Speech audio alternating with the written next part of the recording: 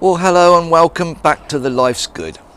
It's Saturday morning, the 11th of May 2019, and I've just popped outside to check everything on the garden and discovered something that I'm not particularly happy about. So stay watching and you'll find out what it is.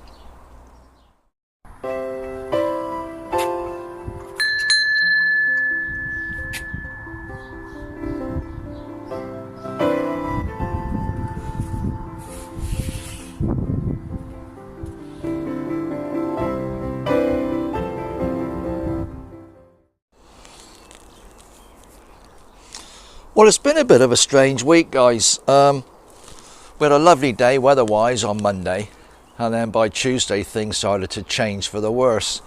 And we've had several really cold, wet, miserable days, resulting in the effect that I couldn't get out here and do much on the garden. Certainly haven't been out here very often to check everything. Was able to come out and harvest a few bits and pieces for supper, which is always very nice. And to all intents and purposes, everything seems to look quite good. If I just drop you over here now, you can see that my shallots at the bottom here are doing well. Lovely crop of radishes there. I've got my lettuces. There's some spinach, garlic, and my lovely hedge of peas growing quite well at the back there. If I turn you around a little bit, it's a bit difficult with this tripod. Here we go. And you can see my beetroots there. And in front of the beetroots, I've got several rows of carrots, which are mixed with radishes. So you can probably see the radishes and not the carrots that are germinating. And in front of those, I've got parsnips, and the front row have got spring onions in amongst them. Well, this is the area where I've got my brassicas, guys. The rhubarb you can see on the right doing really well, and we're looking forward to harvesting some of that. Just beyond it, I've got my calabrese planted out. If I bring you down further to the front here, this is the area where I've got some cabbages, or at least I did. If I bring you in a bit closer, you can see that a lot of these little plants have had all the leaves removed and some of the tips taken out. Now, the culprit for this is almost certainly wood pigeons. They do love these tender greens, and if you don't protect them, they will come in early in the morning and strip these bare in one session. And it would appear that I have fallen foul of my own demise, because I said in an earlier video when I planted these out, you should cover them with some sort of a net or a mesh, and I used chicken wire. I put it over here to protect these little plants from the birds.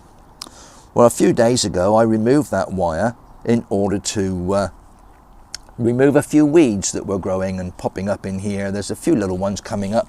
You can see there's a couple in there, and I just sit here quietly and remove them by hand just to keep the area clean and allow the plants to grow without any interruptions of other invasive species.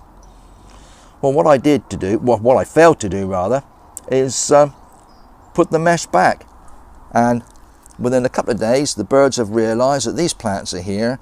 These plants were about 8 inches tall, possibly 9 inches or so, and this morning they're no more than a couple of inches, little stumps with very little or no leaf. My fault, I should have kept them covered. So today's job, or most important job, is to construct some sort of a mesh or netting cover over this area to protect these plants from any further damage by predating birds. And this is my attempt to solve the issue with the pigeons attacking my green stuff. I've tied together some long canes. I had some 6-foot canes, and I've lashed them together in pairs to give me the longer length I needed, and I've inserted some shorter canes in the ground and attached these canes to them as a sort of a tent style support for the netting that I've put over. Now, once again, I find myself indebted to my friend Nick from work.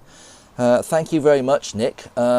Nick passed on some netting to me a week or so back, and it's that very netting that I've been able to employ to help protect my plants from the bird attack.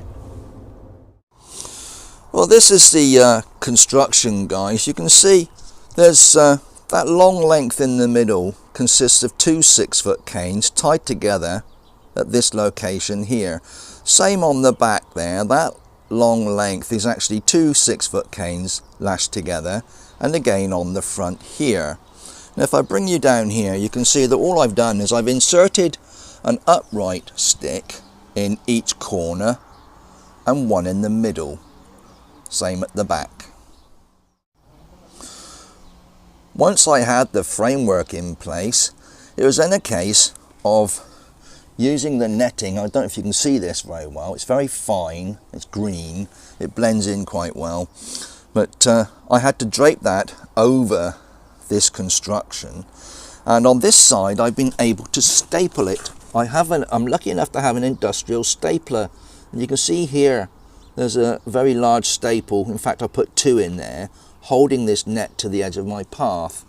And I've stapled it along that edge, so it's quite secure there, and stretched it over the top of this sort of tent shape, down the other side, stretched it down, and I've used the pebbles that I have in the garden to hold the netting down on this side. So if I need to access this area, I just remove the pebbles and lift the netting back out the way, and I can get in there and do weeding or harvest crops or whatever I have to do quite easily, just by lifting the netting back out of the way. So big thank you to my friend Nick for the netting. It's come in very handy this morning. Hopefully I've fettled the problem of the pigeons eating my cabbages, and all these little plants in here now are free to grow on without any interference from pests and other predators. So thanks for popping in. I'm going to be busy all day. I may put 1 or 2 videos on this weekend. I've got all sorts to show you and to explain what I'm doing. So I'll see you a bit later on. Whatever you're doing, take care, be safe, be happy, and come back soon. I'll see you later on. Bye bye now.